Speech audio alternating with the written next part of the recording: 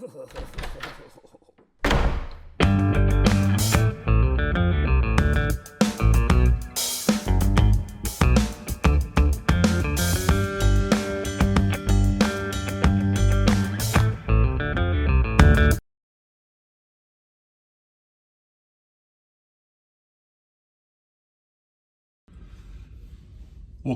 good morning, good afternoon, good evening, whatever it is. This is a new series of videos that we're going to do. You've heard of TikTok, you've heard of YouTube Shorts. This is toilet time videos. Not everybody's got 15-20 minutes to sit and watch a video. So I'm going to make some short ones, throw some points out there, a few little tips, a few little hacks when you're trying to help newbies and beginners. First one is how to back up your truck, where to park your truck when you pull into your truck stop or onto a loading dock. Okay. First rule is, rule number one, the best parking spot in any truck stop is the easiest one to park in. If you go to Walmart or Tesco or any supermarket, you pull in there. I do, still do it.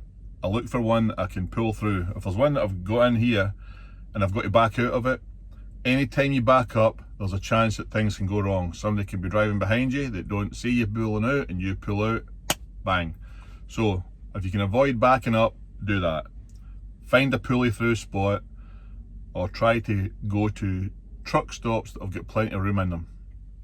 Okay, so the best spot is the easiest spot.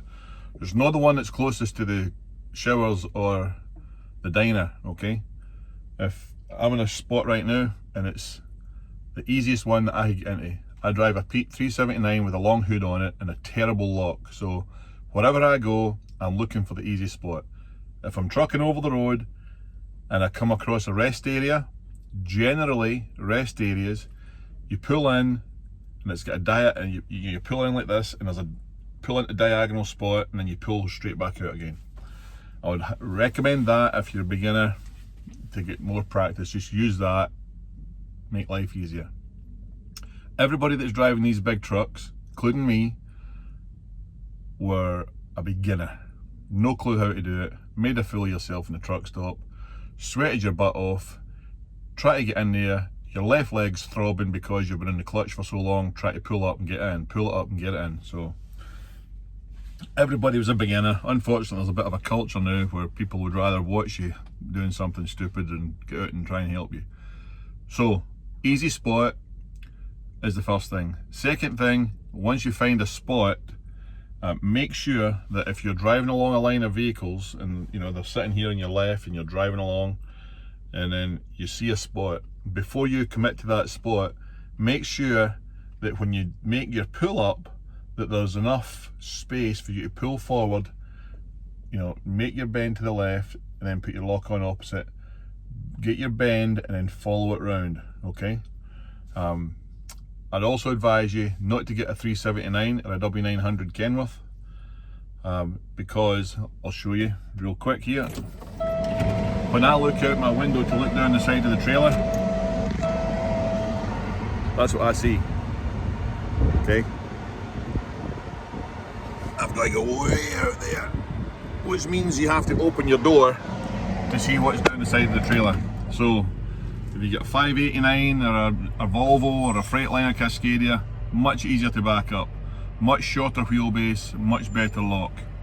So you found your spot, and what I do is when I'm passing the spot, I think 1, 2, 3, pull away and pull it round and just watch it come around and then go to the opposite way, you know, and then start backing up.